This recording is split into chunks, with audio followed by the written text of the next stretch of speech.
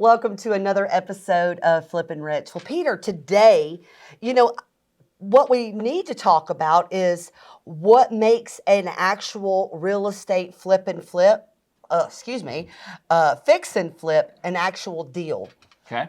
So, what's the numbers? What are some terminology that we must use? So, I think we need to start out with the value, right? Yep. So let's talk about a couple different ways you could look at the value of a property. Well, the first thing, let's make sure that everybody understands there's different values, right? Mm-hmm.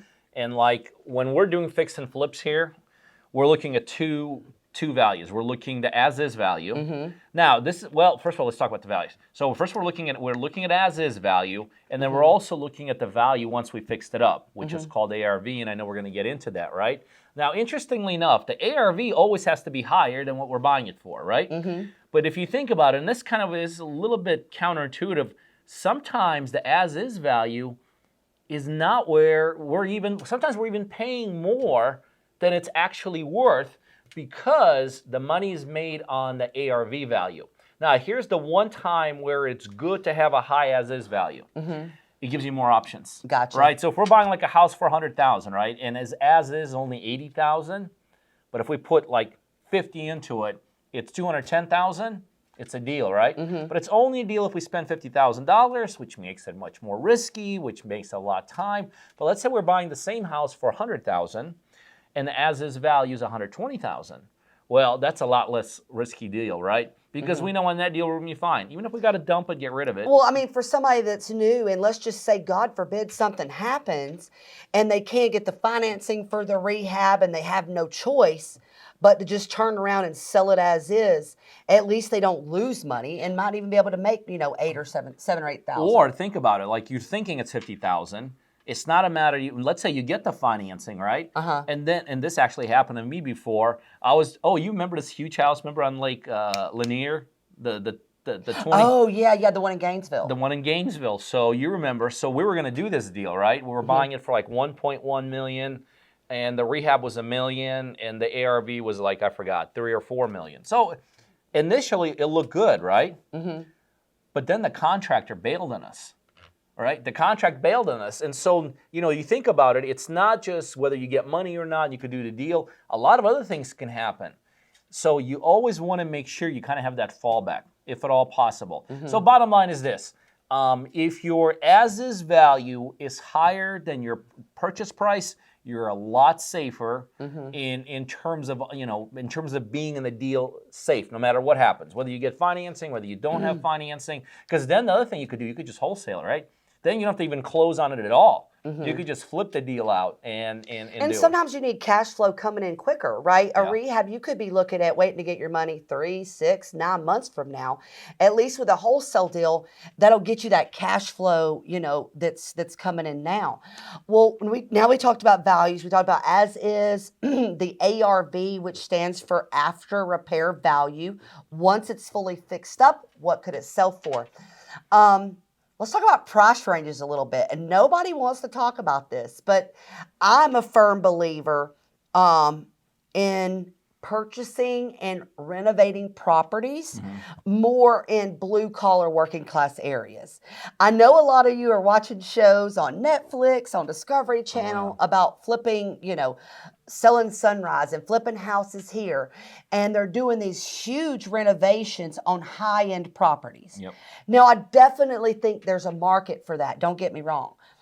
But Pete, and I think you share the same opinion as me, why is it that you like flipping houses in what's called hodgepodge areas, blue-collar working class areas, and then we'll explain what these areas consist of.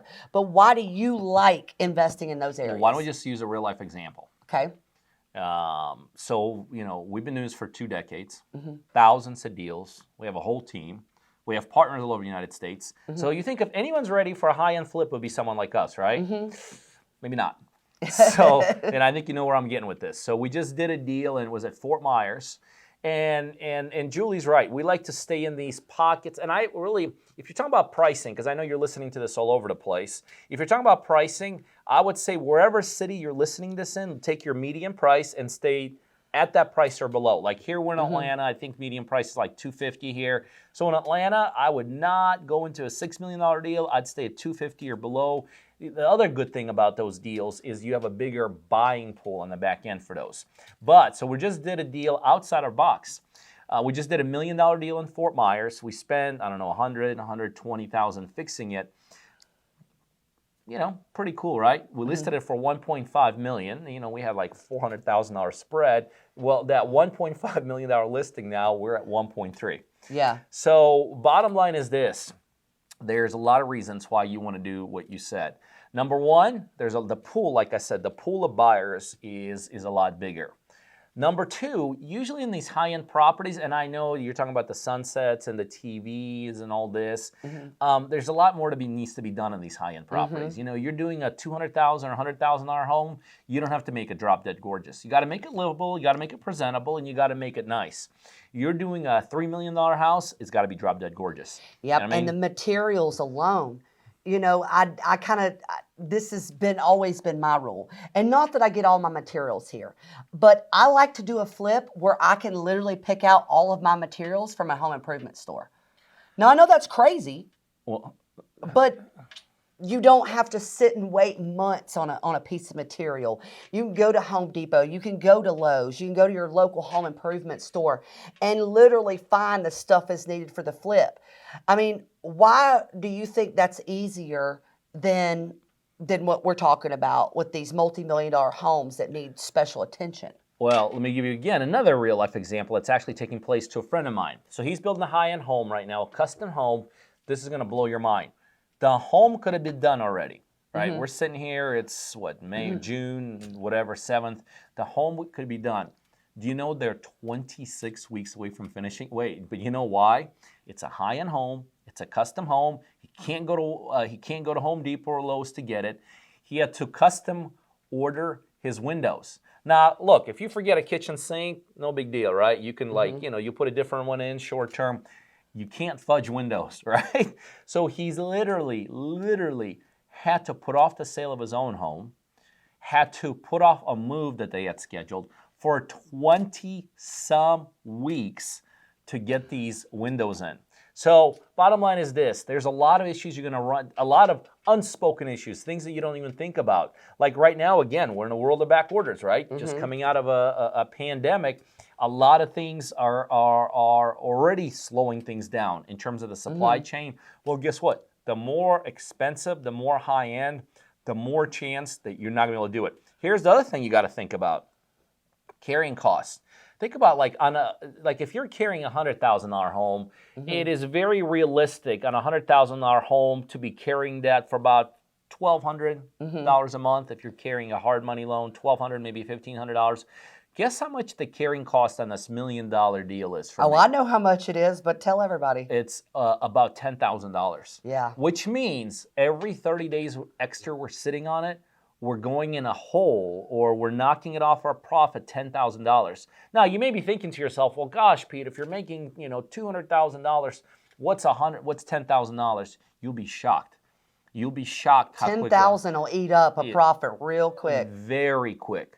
Very, very quick. Because remember, here's the other thing, Julie, that people have to realize why we like to stay away from this high-end stuff and why, if you're a beginner, you absolutely need to. Everything is bigger at that end. You know, people think, oh, commission. Well, yeah, commission is not a big deal on a $100,000 home. $6,000, you know.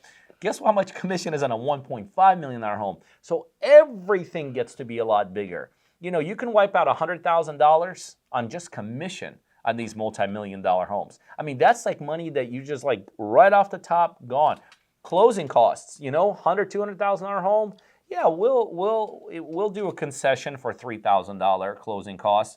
Guess what? You're conceding tens and tens and tens of thousands. Well, also that house is in Florida. Just to transfer a deed stamp is almost 1% of the sales price. That's exactly right. Let's not even talk about that deal anymore. It's going to sell. Everything's going to be great. Right. Well, and here's the other thing, and this is a reality I faced, Julie, when I got started in this business. Most people can't afford to lose at the high-end price either. No.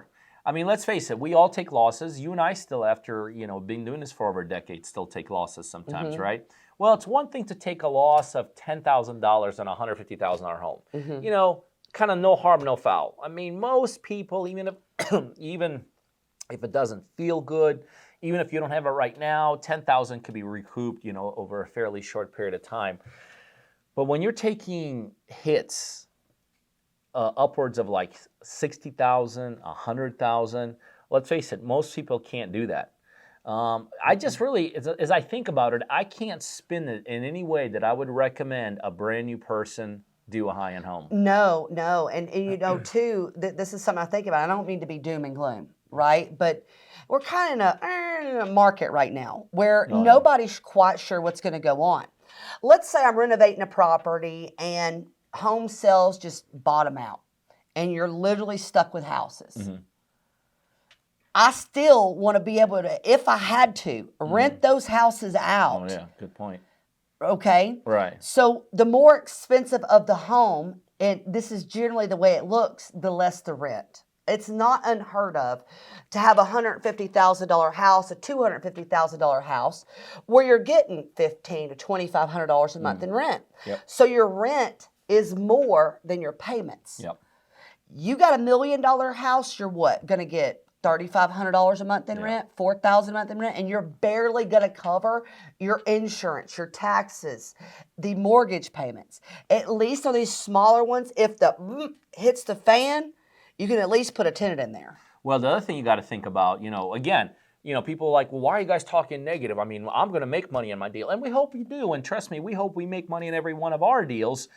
But sometimes you don't. Here's the other thing you got to think about, right? So if you're going to sit on it, you're right. It's easier to absorb $100,000 or $200,000 home than it is $1 million home. Here's the other thing. Most of the time when you're doing these short-term deals like fixer-uppers, you're using what we call hard money, right? Well, guess what? That's not permanent money. So if all of a sudden, you know, stuff hits the fan and all of a sudden you realize you got to sit on this thing, maybe cash flow it, rent it for a while, good luck refinancing like $1.5 million home, right? Because when you're refinancing it, they're looking at exactly what you're saying. They're looking at the cash flow. You know, when you're refinancing a $100,000, $200,000 home, that cash flow, it's positive. A banker, you know, long-term 30-year plan, a mortgage, a lot easier to get. You're refinancing a $1.5 million home, you know what they're going to give you on it? Maybe $700,000, maybe $800,000. So now all of a sudden you're stuck. Yep, I mean, absolutely. you're literally stuck. Well, too, another point, and I think this podcast has went in another different direction, but I want to stay here, is high end versus your blue collar, your medium home price homes. If the economy goes down, and this is across the board, and home prices start going down, if a home is $250,000 or if a home is $1 million, which one of those two homes do you think is going to take the biggest hit? It could go down percentage-wise the same amount, but the percentage is a lot higher on a $1 million home or $2 million home than it is a $250,000 home. So let's say we've got house one at $250,000, we got house two at $1 million. The market goes down 10%. That's what? 25,000 on 250 and 100,000. Yep, no brainer. So that's another way to look at that. So do you think being in the right areas is something that you should look for whenever you're flipping your first, your second, your 10th house? Yeah, I mean, no question about it. You know, we say that real estate, for, you know, the way we teach real estate to all our partners is we teach them it's a numbers-driven business, but those numbers will be affected by the area. Right? Like, for instance, there's this deal right now we're doing in Vero Beach, right? So we bought it for 90, we put 75 into it, so we're into it for about 160, 170, and we have it in market for 270. So great spread in a $100,000 deal. We're making $100,000. And yesterday I'm talking to a realtor. We got an offer like within an hour on it, right? And we're kind of in jeopardy on that offer. And I was talking to her, and I said, well, I know we're in jeopardy in this offer. Are we in jeopardy in this deal? She goes, you're not in jeopardy, but you might be in jeopardy in getting this price. And I said, again, and I said, well, why? Area.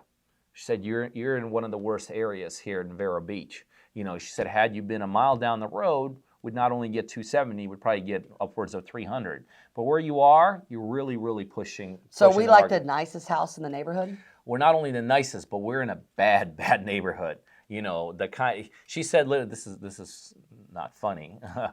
Somebody's got the money into it. It's not funny, but it's reality." She said, "Pete, you could be in any window in that house, and all you're seeing is junk in front of you." You know what I mean? So areas do matter. Areas do matter. Even if you could comp it, like this property could legitimately comps out at 270, no problem there. But the reality of the pool of buyers goes down. So when you are thinking, like when you're thinking a wholesale deal where you're in and out very quickly, you're not too worried because you're flipping it to investors. Investors sometimes want to fix and flip. Sometimes they want to, sometimes they want to rent. So let's face it, a lot of them are slumlords, so they want to be in rougher areas.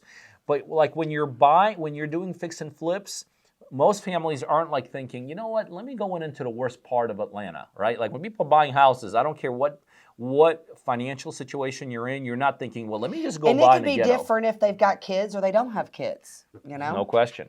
There's no question, which means your pool of buyer goes down, right? Your pool of buyers goes down. So yes, areas do matter. There is no question.